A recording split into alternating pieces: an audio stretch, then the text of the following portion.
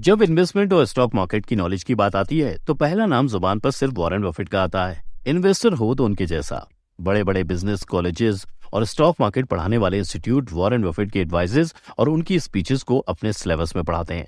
लेकिन Warren Buffett ने कहां से सीखा था, उन्हें कहां से इंस्पिरेशन मिली थी? इस वीडियो में आज हम उसी सोर्स के बारे में बात करेंगे जो आपको भी इंटेलिजेंट इन्वेस्टर बना देगी। शायद आप समझ गए होंगे, आज हम बेंजामिन ग्राहम की बुक द इंटेलिजेंट इन्वेस्टर की बात करेंगे। इंटेलिजेंट इन्वेस्टर कोई आम किताब नहीं है। स्टॉक मार्केट के बादशाह वॉरेन बफेट को यहीं से इंस्पिरेशन मिली थी। अगर आप भी चाहते हो इस किताब के की नोट्स जल्दी से मिल जाएं, आपके पास भी वो नॉलेज हो जो वॉरेन बफेट के पास है, तो इस वीडियो के साथ आखिर तक बने रहिए। और हाँ, आपके अपने चैनल सक्सेस और हैप्पीनेस को सब्सक्राइब करना मत भूलिएगा। हम कोशिश करते हैं कि आप तक ऐसे कंटेंट पहुंचाए जाएं जो आपको बीते हुए कल से बेहतर बनाएं और आने वाले कल के लिए तैयार करें। आप भी इस यूजफुल चैनल की कोई भी वीडियो मिस ना करें और फटाफट सब्सक्राइब करके बेल आइकन को प्रेस कर दीजिए। चलिए शुरू करते हैं। बफेट कहते हैं कि द इंटेलिजेंट इन्वेस्टर मैंने बार बार पढ़ी और इससे अच्छी इन्वेस्टमेंट बुक मैंने कभी नहीं पढ़ी। आज के वीडियो में हम इस बुक के 5 ऐसे लेसन्स के बारे में बात करेंगे जो आपको स्मार्टर और बेहतर इन्वेस्टर बना सकते हैं। तो चलिए देखते हैं कि हमें कौन कौन सी चीजें वॉरेन बफेट की फेवरेट किताब से सीखने को मिलती है। नंबर 1, किताब सबसे पहले आपको अग्रेसिव और डिफेंसिव इन्वेस्टमेंट के बीच का फर्क समझाती है। यह टर्म आपने काफी बार सुना होगा, लेकिन आज हम इन्हें एक कहानी के जरिए समझेंगे। जस्ट थिंक कि आप एक हॉर्स रेस में पार्टिसिपेट कर रहे हैं। आपके पास 2 ही ऑप्शन है, या तो आप उस घोड़े पर दांव लगाएं जिसके जीतने के चांसेस ज्यादा हैं, लेकिन पैसों के मामले में रिटर्न आपको कम ही मिलेगा। इतना तो मिलेगा ही कि आपका पैसा डूबे ना। दूसरा ऑप्शन आपके पास यह है कि आप ऐसे घोड़े पर दांव लगाएं जिसके जीतने के चांसेस कम है, लेकिन अगर वे जीता तो आपकी चांदी ही चांदी, मतलब रिटर्न आपको काफी हाई होगा। कुल मिलाकर रिस्क और सेफ प्ले का खेल है। बस ऐसी होती है अग्रेसिव और डिफेंसिव इन्वेस्टिंग। अग्रेसिव इन्वेस्टिंग मतलब वैरायटी और रिस्क को तरजीह देते हुए ऐसी जगह इन्वेस्टमेंट करना जिसमें रिटर्न तो हाई है लेकिन रिटर्न की गारंटी नहीं है। वहीं डिफेंसिव इन्वेस्टमेंट में आप अपने इन्वेस्टमेंट किए हुए अमाउंट को सेफ रखने में ज्यादा फोकस करते हैं। ठीक है, बहुत ज्यादा फायदा ना हो लेकिन नुकसान नहीं होना चाहिए वाली सोच डिफेंसिव इन्वेस्टमेंट कराती है। लेकिन 1-2 एग्रेसिव इन्वेस्टमेंट का रिटर्न कईयों डिफेंसिव इन्वेस्टमेंट के रिटर्न पर भारी पड़ता है। लेकिन दोनों ही इन्वेस्टमेंट में नॉलेज बुनियादी जरूरत है। आप अग्रेसिव इन्वेस्टमेंट भी उन्हीं स्टॉक में करते हैं जिनके इन फ्यूचर बेहतर होने की पॉसिबिलिटीज नजर आती हैं। जरूरी है कि आप अपने रिस्क और रिवॉर्ड को एनालाइज करके सही फैसला लें। बेंजामिन ग्राहम कहते हैं कि अपनी रिस्क लेने की कैपेसिटी और फाइनेंशियल गोल के हिसाब से सही बैलेंस बनाइए। ग्राहम की एक बात बहुत फेमस है, इन्वेस्टमेंट मैनेजमेंट की खूबसूरती रिटर्न मैनेज करने में नहीं, रिस्क मैनेज करने में है। Number 2, the concept of mister market.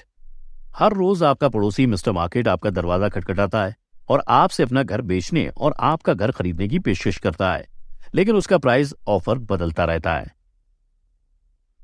कभी वह काफी एक्साइटेड होकर अपने घर की कीमत ज्यादा लगाता है और कभी नर्वस होकर उसकी वैल्यू कम कर देता है। आप थोड़े वक्त तक एनालाइज करते हुए खरीदने का डिसाइड कर ही रहे होते हैं कि आपको एहसास होता है कि प्राइस अप डाउन हमेशा किसी वैलिड रीजन पर डिपेंड नहीं करता। इसके पीछे इमोशनल रीजंस भी है।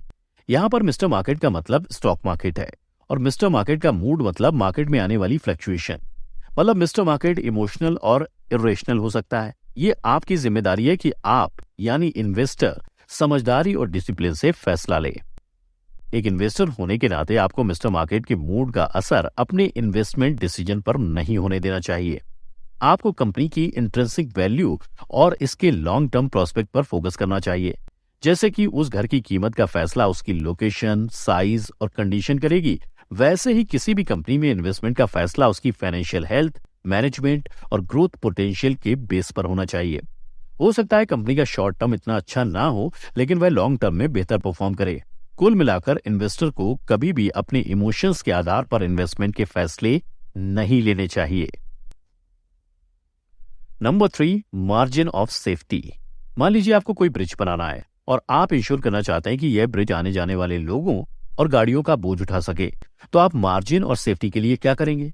उसी तरह इन्वेस्टमेंट में भी मार्जिन ऑफ सेफ्टी की जरूरत पड़ती है। इस किताब का तीसरा इंपॉर्टेंट लेसन सेफ्टी मार्जिन को समझना है। ब्रिज के मामले में मान लीजिए कि आपको एक ऐसा ब्रिज बनाना है जो 2000 किलो का वेट संभाल सके। मार्जिन ऑफ सेफ्टी मेंटेन करने के लिए आप 2500 किलो का वेट संभालने वाला ब्रिज बनाएंगे ताकि ब्रिज हैवी ट्रैफिक या तूफान वगैरह झेल सके। यहाँ 500 किलो का वेट आपका मार्जिन ऑफ सेफ्टी हुआ। उसी तरह इन्वेस्ट करते हुए आपको ऐसी कंपनी में इन्वेस्ट करना चाहिए जिसकी फाइनेंशियल पोजीशन, स्टेबल अर्निंग और अच्छा ट्रैक रिकॉर्ड हो। ऐसी कंपनियां जिनमें मार्जिन ऑफ सेफ्टी हो, आप खुद को पोटेंशियल लॉस से बचा सकते हैं, साथ ही लॉन्ग टर्म बेनिफिट भी मिल सके। बेंजामिन कहते हैं कि इन्वेस्टर्स को हमेशा मार्जिन ऑफ सेफ्टी जहन में रखनी चाहिए ताकि वो खुद को अचानक से आए नुकसान से बचा सकें। इन्वेस्टर्स स्टॉक की इंट्रिंसिक वैल्यू कैलकुलेट और उसे लोअर वैल्यू पर खरीद कर लॉन्ग रन सक्सेस इंश्योर कर सकते हैं। इससे पहले कि हम चौथे लेसन की तरफ बढ़े, जस्ट अ रिमाइंडर, आपने चैनल सब्सक्राइब कर लिया है ना। Number 4, diversification. डाइवर्सिफिकेशन तो हम सब समझते ही हैं, इसके लिए कोई खास एग्जाम्पल लेने की जरूरत नहीं है। बेसिकली सारे एग एक ही ट्रे में नहीं रखने हैं ताकि कोई इनकन्वीनियंस होने पर सारे अंडे ना टूट जाएं, सारे एग्स ना टूट जाएं। डाइवर्सिफिकेशन का मतलब अलग अलग एसेट में इन्वेस्ट करना है, जैसे कि रियल एस्टेट, स्टॉक और बॉन्ड, ताकि रिस्क कम हो जाए। अगर कोई एक सेक्टर अच्छा परफॉर्म ना करे तो आपकी ओवरऑल इन्वेस्टमेंट हेल्थ पर निगेटिव असर ना पड़े। हाल ही में एडटेक कंपनी की ग्रोथ स्टैग्नेट कर गई थी, तो अगर जिन लोगों ने सिर्फ एडटेक से जुड़ी कंपनियों का स्टॉक ले रखा होगा उनको प्रॉफिट के नाम पर कुछ नहीं मिला, लेकिन जिनकी इन्वेस्टमेंट डाइवर्सिफाइड थी, यानी health care, edtech, construction, information, extra, तो ऐसे लोगों को कोई खास फर्क नहीं पड़ा होगा। Number 5, fundamental analysis. इमेजिन कीजिए आपको एक कार का ऑफर है, बाहर से कार काफी अमेजिंग दिख रही है, लेकिन आप श्योर नहीं है कि कार आपके इन्वेस्टमेंट के लायक है। इसके लिए आपको सवाल पूछना शुरू करते हैं, जैसे कि गाड़ी कितने मील चली है, कितने माइल्स चली है, या फिर कभी कोई एक्सीडेंट तो नहीं हुआ, या गाड़ी की मेंटेनेंस अच्छे से की गई है या नहीं। ये क्वेश्चन कार की फंडामेंटल एनालिसिस का हिस्सा है। आप इन सवालों के जरिए ये डिसाइड कर सकते हैं कि कार की मांगी गई वैल्यू वर्थ इट है या नहीं। इससे पहले कि हम आपसे अलविदा कहें, एक छोटा सा एक्सप्लेनेशन है। इस वीडियो में हमने कई बार इंट्रिंसिक वैल्यू शब्द का इस्तेमाल किया है। जैसा कि इन्वेस्टिंग द इंटेलिजेंट इन्वेस्टर के 5वें लेसन में हमने ओवर वैल्यूड और अंडर वैल्यूड कंपनी के बारे में जाना। जब कंपनी ओवर वैल्यूड होती है तो वो अपनी इंट्रिंसिक वैल्यू यानी असल वैल्यू से ज्यादा कीमत पर स्टॉक बेच रही होती है। कई ऐसे पैरामीटर्स हैं जिनकी हेल्प से इंट्रिंसिक वैल्यू कैलकुलेट की जाती है, जैसे कि कंपनी की फाइनेंशियल हेल्थ।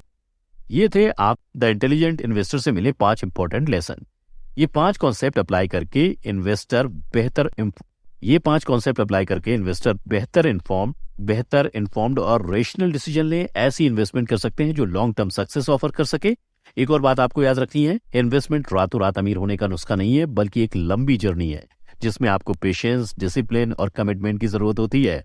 आप हर इन्वेस्टिंग डिसीजन के साथ सीखते हैं और आगे बढ़ते हैं। उम्मीद है आपको वीडियो अच्छा लगा होगा। अगर हाँ, तो वीडियो को लाइक और शेयर जरूर करिए और हमें इंस्टाग्राम पर भी फॉलो कर लीजिए। अभी के लिए बस इतना ही, अगले वीडियो में फिर मिलते हैं। तब तक अपना प्यार और वक्त देने के लिए बहुत बहुत धन्यवाद।